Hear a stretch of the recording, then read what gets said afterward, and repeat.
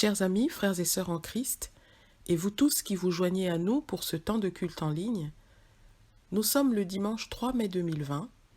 Nous voici rassemblés autour de la parole de Dieu. Le Seigneur est présent au milieu de nous, quel que soit le lieu où nous nous trouvons physiquement, et à chacun il donne sa grâce et sa paix en Jésus-Christ, notre Sauveur. Chantez au Seigneur un chant nouveau, car il a fait des merveilles. Que la mer, les fleuves et les montagnes crient de joie pour notre Dieu. Seigneur, je lance ma joie vers le ciel, comme une volée d'oiseaux. Je suis dans la joie, Seigneur, dans la joie, dans la joie. Voici un jour encore qui brille, étincelle, éclate de bonheur à cause de ton amour. Chaque jour est en œuvre, et chacun est compté comme les cheveux de ma tête. Seigneur, mon cœur se réjouit devant l'homme qui donne, devant celui qui fait miséricorde, devant l'ami qui réconforte, devant la simplicité de l'accueil, devant celui qui écoute. Je me réjouis de voir ton amour toujours à l'œuvre, dans notre quotidien, ton amour qui libère, qui guérit, qui met fin à l'oppression et à l'exclusion, ton amour qui relève les vies courbées et reconstruit ceux qui sont brisés. Oui Seigneur, je te loue du fond de mon cœur. Alléluia, Alléluia mon Dieu, en Jésus-Christ.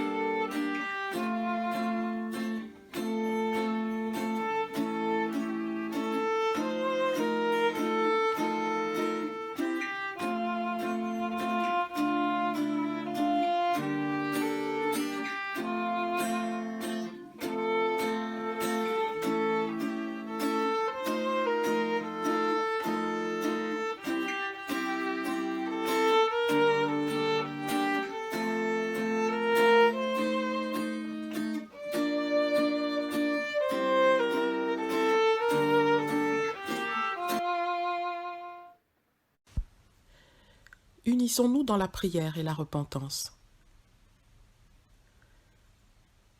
Seigneur notre Dieu, pardonne-nous car nous sommes si pauvres en amour, si pauvres en joie, en confiance et en reconnaissance pour toutes les grâces que tu nous renouvelles jour après jour. Nous avons tendance à juger, à condamner et à refuser de pardonner aux autres, alors que toi tu nous pardonnes chaque jour. Nous ne regardons pas toujours nos semblables avec gentillesse. Parfois même, nous les méprisons et nous nous moquons. Mais toi, tu nous regardes toujours avec bonté. Toi, tu respectes ceux que tu as créés et tu te réjouis en eux. Apprends-nous à poser sur chacun le même regard que toi. Nous te disons Seigneur, Seigneur, et nous ne faisons pas ce que tu attends de nous. Pardonne-nous notre inconséquence et notre dureté de cœur, Seigneur. Aie pitié de nous. Amen.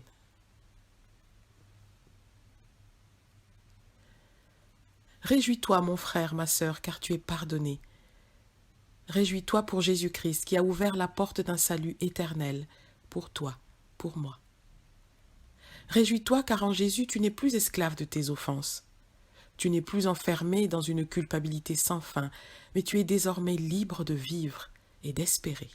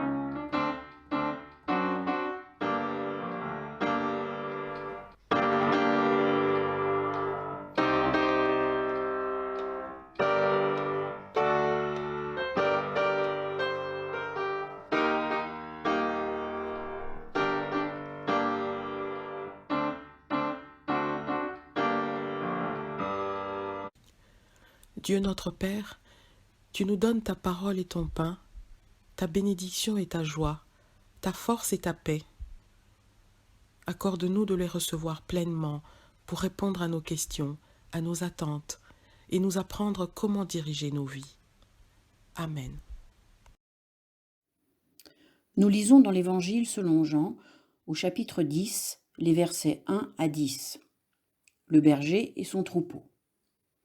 Amen, amen, je vous le dis, celui qui n'entre pas dans l'enclos à moutons par la porte, mais qui l'escalade par un autre côté, celui-là est un voleur et un bandit. Mais celui qui entre par la porte est le berger des moutons. C'est pour lui que le gardien ouvre la porte. Les moutons entendent sa voix. Il appelle ses propres moutons par leur nom et les mène dehors. Lorsqu'il les a tous fait sortir, il marche devant eux, et les moutons le suivent, parce qu'ils connaissent sa voix. Ils ne suivront jamais un étranger. Ils le fuiront, parce qu'ils ne connaissent pas la voix des étrangers.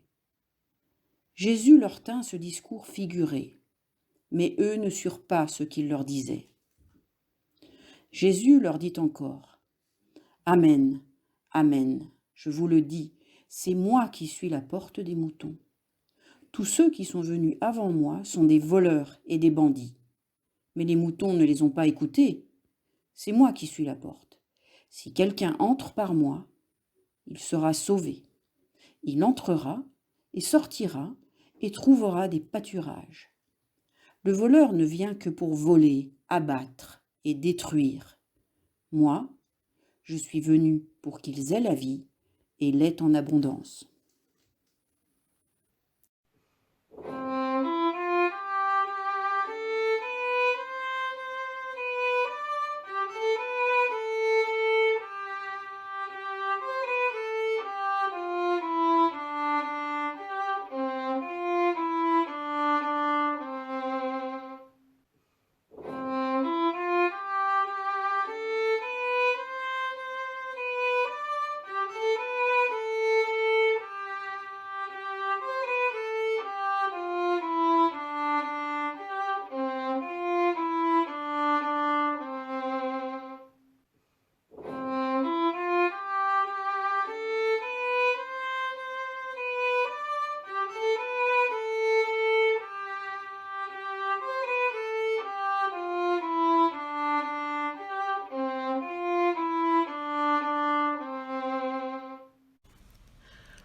Avec ce texte, l'évangéliste Jean nous emmène au cœur d'une problématique de l'Ancien Testament concernant les mauvais bergers. En effet, on peut lire dans les livres prophétiques comment Dieu reprochait aux responsables religieux de négliger son troupeau, la communauté des enfants d'Israël. Les prêtres négligeaient tellement le peuple que Dieu en a été très déçu, et il a annoncé qu'il susciterait un vrai berger, issu de la lignée de David, qui prendrait soin de son troupeau et lui redonnerait force et santé. En se présentant comme le vrai berger des brebis, qui passe par la porte et qui est la porte, Jésus fait exactement ici comme dans l'évangile de Luc, où il entre dans le temple, lit la prophétie d'Ésaïe, referme le rouleau et dit « Aujourd'hui, cette parole de l'Écriture que vous venez d'entendre est accomplie. » Jésus, qui se fait connaître comme le berger du troupeau, accomplit la promesse de Dieu. Il vient dire au peuple languissant que son salut est arrivé. Il dit à ceux qui sont fatigués que leur Rédempteur est là. Ils peuvent aller à lui et trouver le repos. Mais les Juifs ne l'entendent pas de cette oreille. La suite du texte nous apprend qu'ils le traitent de fou et prennent des pierres pour le lapider. Ses compatriotes ne voient en lui qu'un blasphémateur qui se prend pour Dieu en s'attribuant la fonction de berger d'Israël, qui est l'un des titres de la seigneurie de Dieu. Ils n'arrivent pas à entendre la voix de Dieu qui parle à travers Jésus et les interpelle. Face à un Jésus qui parlait avec des images, des paraboles, ce fut facile de le faire passer pour un imposteur qui se faisait l'égal de Dieu. Mais en réalité, la fonction de berger n'était rien d'autre qu'une responsabilité au sein de la communauté des croyants. Tout prêtre et tout prophète était par définition un berger du peuple de Dieu, ça ne voulait en aucun cas dire qu'il se mettait au même rang que le Seigneur. Quand Jésus dit qu'il est le berger du troupeau, ça ne signifie pas qu'il s'autoproclame Dieu. Au contraire, du début à la fin de l'Évangile, il affirme qu'il est un fils et que Dieu est son Père. Il ne se met donc pas à la place de Dieu. Jésus veut seulement dire qu'il a une responsabilité, une mission qu'il prend au sérieux et qu'il veut assumer pleinement devant Dieu au sein du peuple des croyants.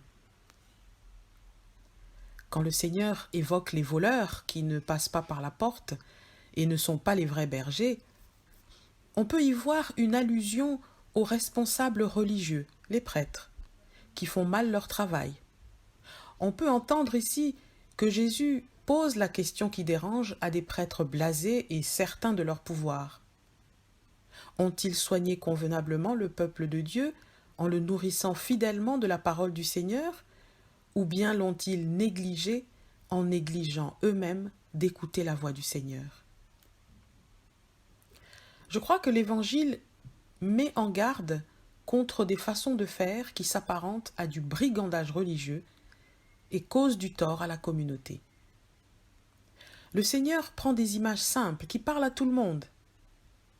Si quelqu'un escalade la clôture au lieu de passer par la porte, vous savez que c'est un voleur qui s'introduit dans la maison pour dépouiller les habitants de leurs biens. De même, si quelqu'un veut entrer dans la bergerie, la communauté, sans passer par la porte qui est le Christ Jésus, sans mettre sa foi dans le Fils que Dieu a envoyé, sans transmettre la parole que le Fils a entendue auprès du Père, alors c'est un voleur. C'est quelqu'un qui ne vient pas pour instruire dans la vérité et être témoin de la vérité, c'est quelqu'un qui s'introduit dans la communauté pour son propre intérêt. Difficile d'entendre cette parole de Jésus qui interpelle d'une manière forte et questionne nos motivations. Sommes-nous là dans l'Église comme des voleurs et des brigands, des chrétiens qui ne passent pas par la porte, des chrétiens qui assument des responsabilités d'Église dans leur propre intérêt, sans écouter la voix du Seigneur? Il n'est pas question ici d'embarrasser ou de mettre qui que ce soit en jugement. Il s'agit de nous questionner ensemble, devant le Seigneur. Peut-être que sans me rendre compte, j'ai commencé à négliger mes responsabilités vis-à-vis de la communauté. Peut-être que je ne suis plus dans l'écoute fidèle de la voix du berger, le Christ. Peut-être que je défends mon intérêt au lieu de défendre les brebis du Seigneur. Peut-être que je suis de ceux qui paissent, qui prennent soin d'eux-mêmes, au lieu de paître le troupeau de Dieu et d'en prendre soin. Difficile d'être confronté à ce genre de questions.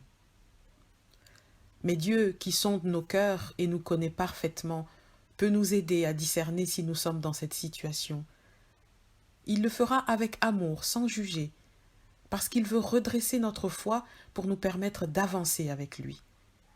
Dieu, en effet, ne rejette personne, mais il conduit chacun avec douceur dans la vérité. Jésus est notre berger, dit le texte. Ne voyons pas tout de suite le titre divin qui fait scandale, mais voyons le berger au sens propre, le gardien de moutons avec son troupeau. Jésus est notre berger. Il n'est pas un seigneur assis sur un trône inaccessible. Il n'est pas un monarque qui fait trembler ses sujets rien qu'à l'évocation de son nom.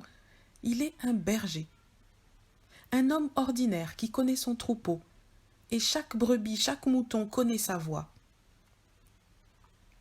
Jésus nous connaît tels que nous sommes, il connaît nos cœurs, il connaît nos pensées, il sait quand nous sommes blessés. Il nous porte lorsqu'il voit que nous avons du mal à marcher, que nous boitons. Son amour nous soigne au quotidien comme personne d'autre ne peut le faire. Jésus est notre berger, dit l'Évangile. Ça signifie que nous avons avec le Seigneur une relation personnelle, une intimité spirituelle qui passe par la lecture de la parole de Dieu et par la prière. C'est ainsi que nous apprenons à connaître la voix de notre berger et à le suivre.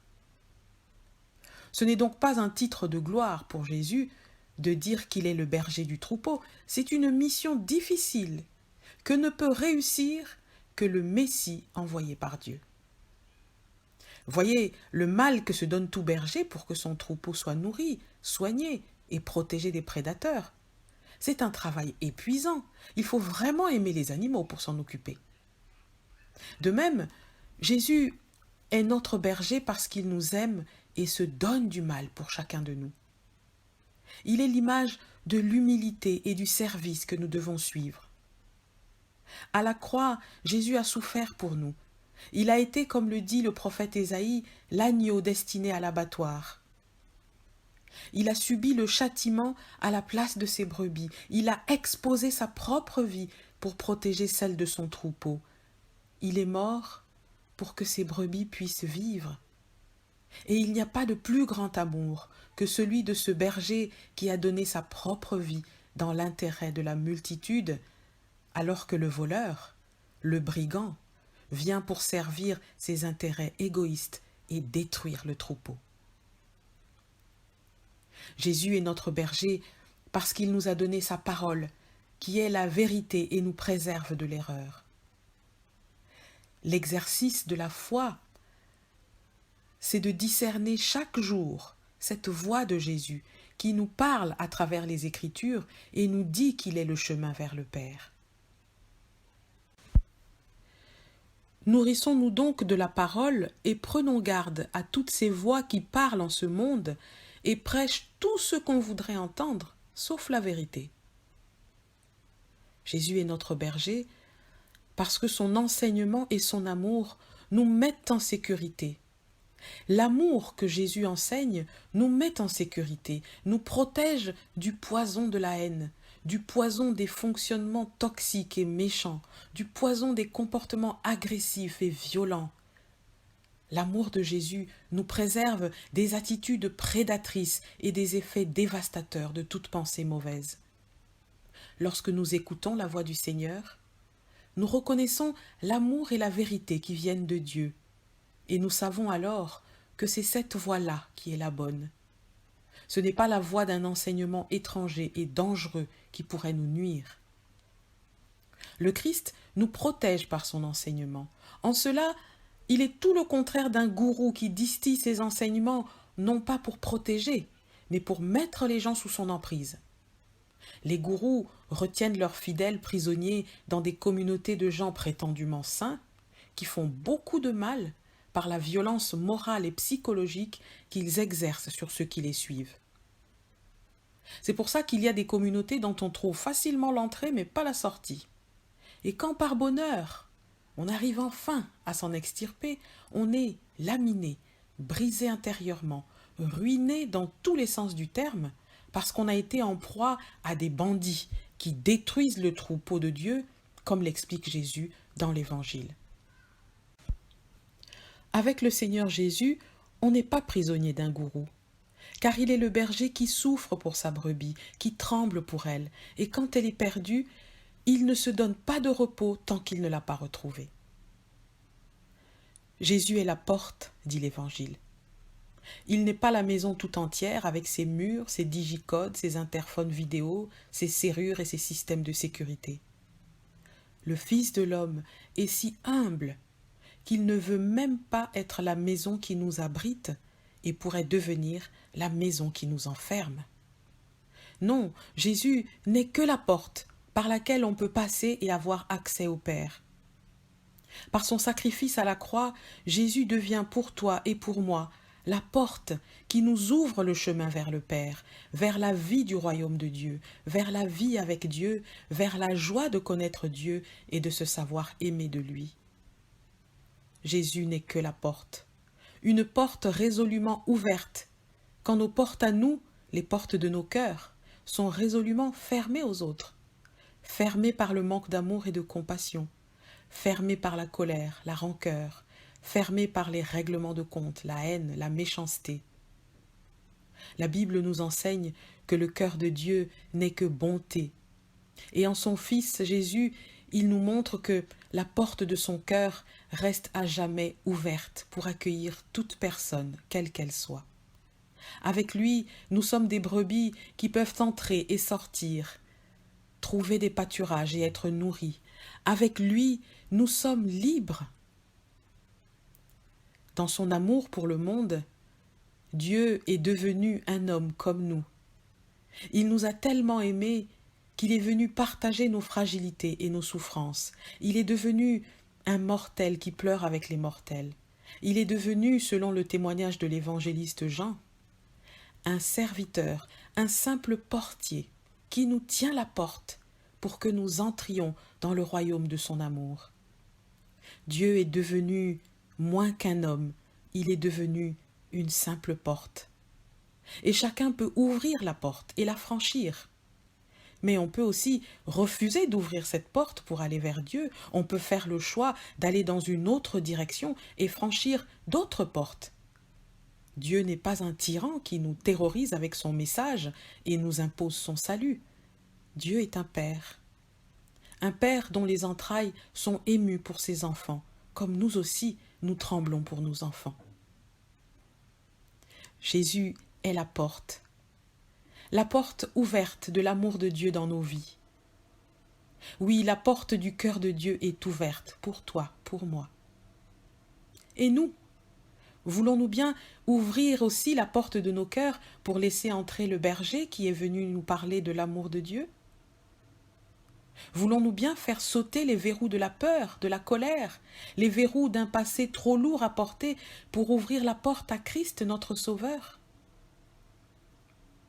Voici que retentit aujourd'hui la voix du bon berger. Il frappe à notre porte pour nous inviter à entrer dans son amour et sa joie. Nous inviter et non pas nous obliger. Ainsi donc, reprenons courage dans ce qui nous accable, car une porte est ouverte dans le ciel. Et comme dit la lettre aux Hébreux, grâce à Jésus qui a donné sa vie, nous avons la liberté d'entrer dans le lieu très saint. Amen.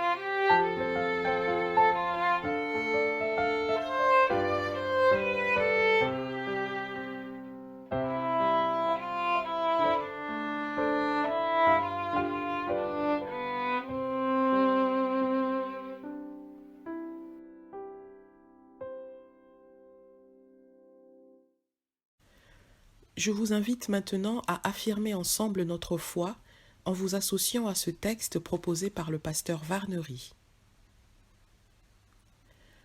Je ne crois pas en l'homme marionnette, enfermé par la fatalité d'un destin.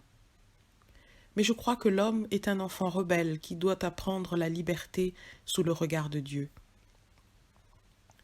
Je crois que l'homme est responsable de la science, de la technique, de la gestion de la terre, de la justice, du bonheur et de la relation avec Dieu.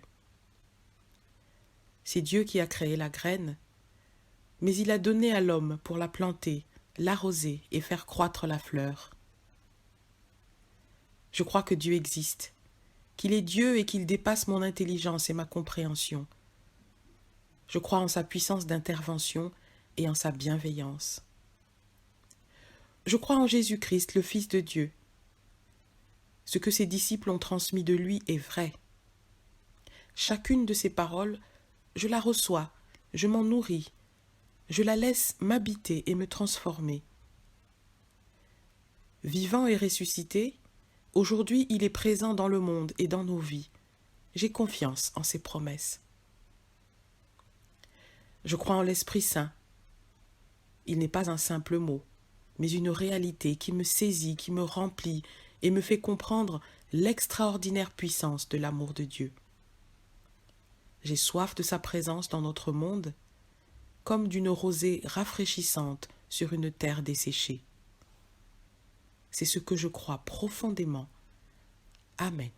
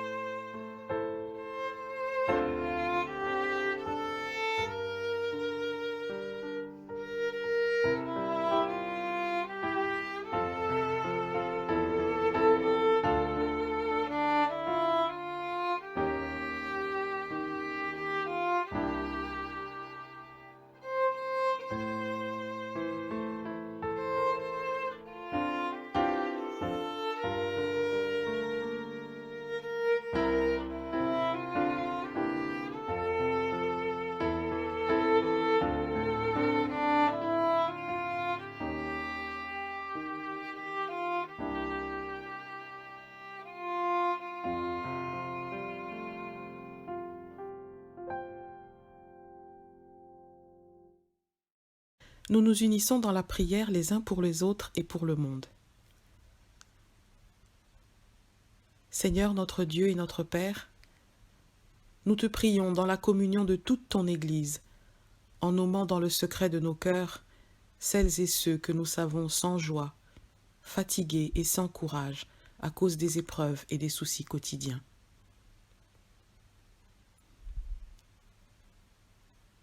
Nous te prions pour la paix entre les hommes et entre les peuples, pour la paix là où il y a aujourd'hui des guerres et des conflits, ta paix et ta guérison là où il y a la maladie et le deuil. Seigneur, nous prions pour ton Église. Fais-la vivre et témoigner dans la fidélité à ta parole. Donne-nous la foi qui reconnaît que tu es Dieu et que tu nous aimes. Garde-nous attachés à toi, notre berger. Préserve-nous d'écouter toute autre voix que la tienne. Au temps de l'épreuve, ne nous laisse pas sombrer dans la culpabilité ou dans les pensées de révolte, mais dans la confiance. Apprends-nous à te dire chaque jour, Notre Père qui es aux cieux, que ton nom soit sanctifié, que ton règne vienne, que ta volonté soit faite sur la terre comme au ciel. Donne-nous aujourd'hui notre pain de ce jour. pardonne-nous nos offenses, comme nous pardonnons aussi à ceux qui nous ont offensés. Ne nous laisse pas entrer en tentation, mais délivre-nous du mal, car c'est à toi qu'appartiennent le règne, la puissance et la gloire, au siècle des siècles. Amen. Chers amis, la célébration se termine et je voudrais remercier très chaleureusement les musiciens de la paroisse qui ont collaboré en ligne pour nous offrir l'accompagnement musical. Merci à vous tous qui êtes fidèles à la communauté et qui participez à sa vie par vos dons et par vos engagements divers. Merci pour le lien fraternel que vous aidez grandement à entretenir dans ces temps de confinement. Le conseil presbytéral et les pasteurs communiqueront très prochainement sur le déconfinement et son organisation pour les activités paroissiales, pour les cultes, les baptêmes, les confirmations qui sont toujours à l'ordre du jour et toutes les cérémonies qui sont accueillies dans nos locaux. À vous qui avez bien voulu cheminer avec nous dans les Écritures le temps d'un culte, voici une dernière exhortation à partager. Sur la route qui le ramène dans son pays, en Éthiopie, un homme lit la Bible, mais il ne comprend pas. Alors quelqu'un est envoyé vers lui et commence à lui parler. C'est le diacre Philippe, que Dieu utilise puissamment pour ouvrir la porte du royaume à l'Éthiopien. Les deux hommes font un bout de chemin ensemble, et leur partage biblique se termine par une demande de baptême. Philippe baptise l'Éthiopien, qui devient membre de la famille de Dieu et continue sa route tout heureux d'appartenir désormais au Seigneur. Sur la route de ta vie, mon frère, ma sœur, certainement que Dieu a envoyé quelqu'un pour te parler, quelqu'un pour te redire que Jésus est la porte qui nous conduit vers Dieu. Il n'y a ni sacrifice ni mortification à subir. Jésus les a subis à ta place. Tu peux maintenant t'asseoir simplement en esprit et ouvrir la Bible comme l'Éthiopien. Dans la parole de Dieu, tu trouveras la porte et tu pourras entrer dans la joie du salut qui a été préparée pour toi. Recevons la bénédiction de la part de Dieu. Le Seigneur te bénit et te garde. Il fait rayonner sur toi son regard et t'accorde sa grâce. Le Seigneur porte sur toi son regard et te donne la paix. Amen.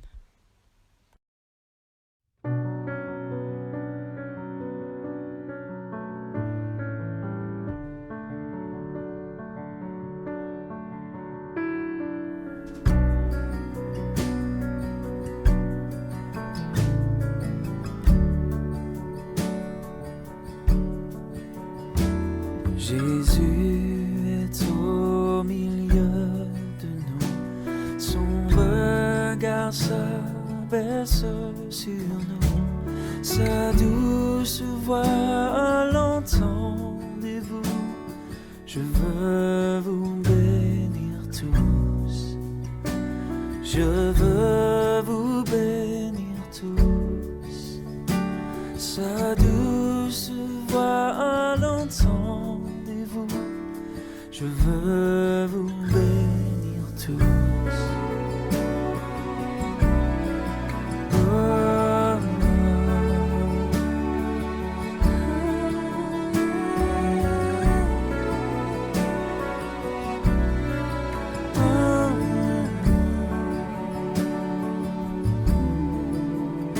Jésus est au milieu de nous, son regard s'abaisse sur nous, sa douce voix l'entendez-vous, je vous aime tous, oh je vous aime tous, sa douce voix l'entendez-vous, oh je vous aime.